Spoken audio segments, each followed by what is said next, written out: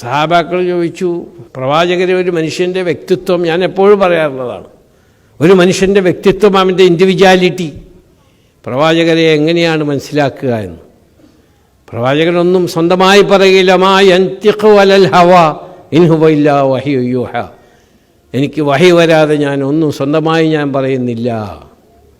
അപ്പോൾ വഹി വന്നു. എന്താണ്? സിമാഹും ഫീ വുജൂഹിഹിം മിൻ അസരി സുജൂദ് ദാലിക മസലഹും ഫിത്തൗറാത്തി വമസലഹും ഫിൽ ഇൻജീൽ. പ്രവാചകരെ, അവരോട് പറയൂ, ഒരു മനുഷ്യൻ്റെ ഇൻഡിവിജ്വാലിറ്റി, അവൻ്റെ വ്യക്തിത്വം, സിമാഹും ഫീ വുജൂഹിഹിം മിൻ അസരി സുജൂദ്, സുജൂദിൻ്റെ ശോഭയാണ്.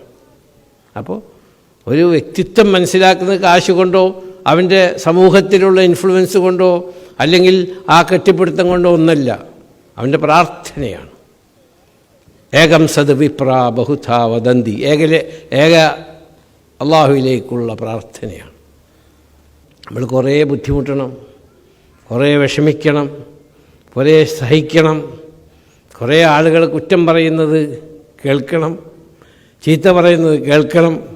അങ്ങനെ കുറേ ബുദ്ധിമുട്ട് സഹിച്ച സഹാബാക്കൾ, ഖുർആൻ തന്നെ പറയുന്നു, സാബിഖൂനൽ അവ്വലൂന മിനൽ മുഹാജിരീന വൽ അൻസാർ അല്ലദീന തബഊഹും ബിഹിസാനിൻ റളിയല്ലാഹു അൻഹും.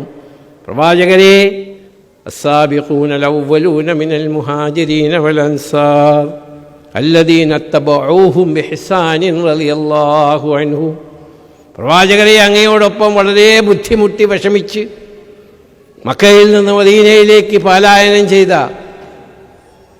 ആ മുഹാജിറുകളും അവരെ സസന്തോഷം സ്വീകരിച്ച അൻസാറുകളെയും ഞാൻ പൊരുത്തപ്പെട്ടിരിക്കുന്നു, ഞാൻ സ്വർഗമെഴുതി തന്നിരിക്കുന്നു എന്നാണ് പറയും. റളിയല്ലാഹു അൻഹും. അപ്പോൾ നമ്മൾ ബുദ്ധിമുട്ടും സഹിക്കാനും ത്യജിക്കാനും തയ്യാറാവണം.